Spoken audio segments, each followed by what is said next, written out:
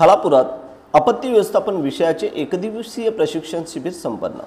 रायगड जिल्हाधिकारी, मुख्य कार्यकारी अधिकारी, जिल्हा आपत्ती व्यवस्थापन प्राधिकरण रायगड यांनी उपनियंत्रक नागरिक संरक्षण दल उरण यांचे पथकामार्फत खालापूरमध्ये आपत्ती व्यवस्थापन संदर्भात एकदिवसीय प्रशिक्षण शिबिराचे उद्घाटन सरनौबत नेताजी पालकर सभागृहात तहसीलदार अभय चव्हाण यांच्या हस्ते पार पडले। त्याप्रसंगी आपत्कालीन व युद्धजन्य परिस्थिती संदर्भात सखोल मार्गदर्शन उपस्थितांना करण्यात आले।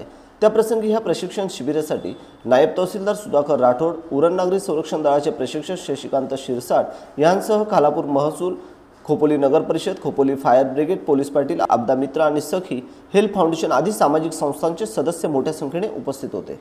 आपत्ती सुद्धा आपल्याला निसर्गाकडून जसं काही चांगल्या गोष्टी मिळतात तशा काही वाईट गोष्टी पण मिळतात। कुठल्याही गोष्टी अति झाल्या, जसं की आपण असं म्हणूया की आपत्तीमध्ये भूकंप आहे, पूर आहे, अतिवृष्टी आहे आणि अतिवृष्टीच्या अनुषंगानं येणारे विविध भौगोलिक बदल आहेत। त्याच्यामध्ये दरड कोसळणे असेल किंवा तत्सम अशा बऱ्याचशा गोष्टी आहेत। आपला रायगड जिल्हा पर्टिक्युलरली आणि खालापूर तालुका मागील 2 वर्षाखाली जी आपल्याकडे दुर्घटना घडली इरशाळवाडीची, त्यामुळे आपण वेगळ्या अर्थाने प्रसिद्धीमध्ये आलो।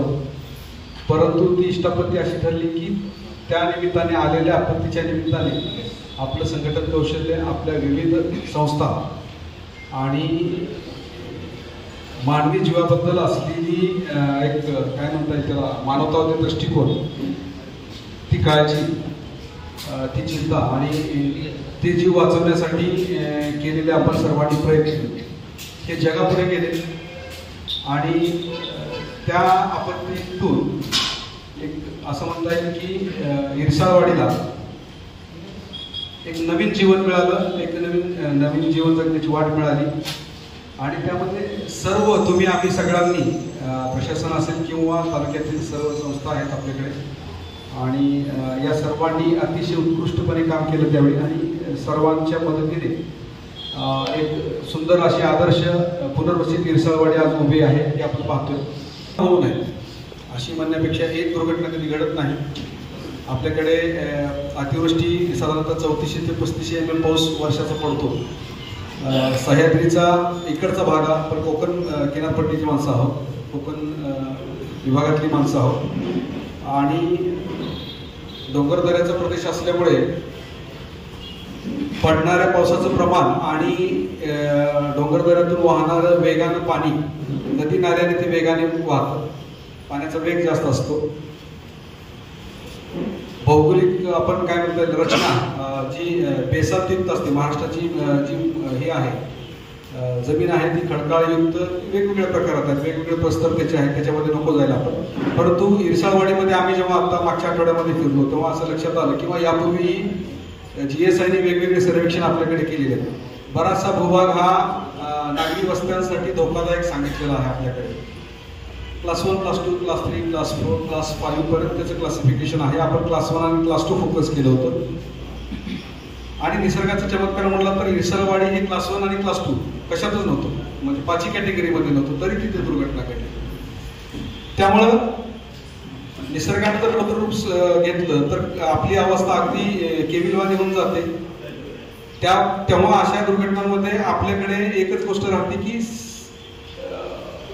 एकत्र येणे आणि अशा दुर्घटनांचं प्रेडिक्शन करणे की बाबा ह्या घटना कुठे घडू शकतात। आता दुर्दैवाने काय झालं की आपला बहुल प्रदेश जो आहे तो संभवतो।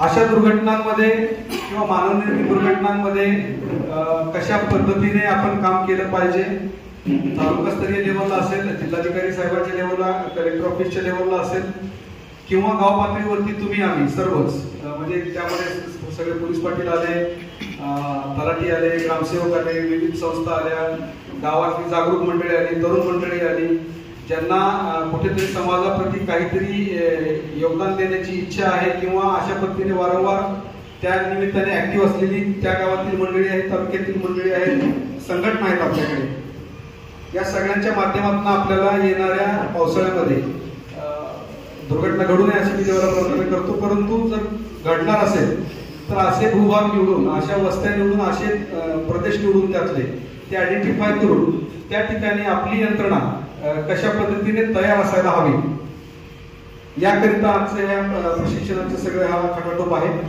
आणि मदतीला तर आपण जात असं बऱ्याच वेळेस घडतं पहा, म्हणजे मागच्या यशावरच्या प्रकारामध्ये शुद्ध पद्धतीने त्या दुर्घटनेमध्ये कार्यरत राहू शकते, परंतु फक्त इच्छा आहे, तीव्र इच्छा आहे मदतीची, परंतु मदत कशी करावी, आपला जीव समोरच्याचा वाचवताना आपला कसा सुरक्षित ठेवावा याचं जर ज्ञान नसेल, याचं जर प्रशिक्षण नसेल तर ती म्हणजे दुर्घटना ही परत तीव्र स्वरूपाची ती हे होऊ शकते की बाबा एकाचा जीव वाचवायला गेला आणि दुसरा जीव गमावून बसला, असा काहीसा प्रकार तो बऱ्याच वेळेस आपल्याकडे घडतो.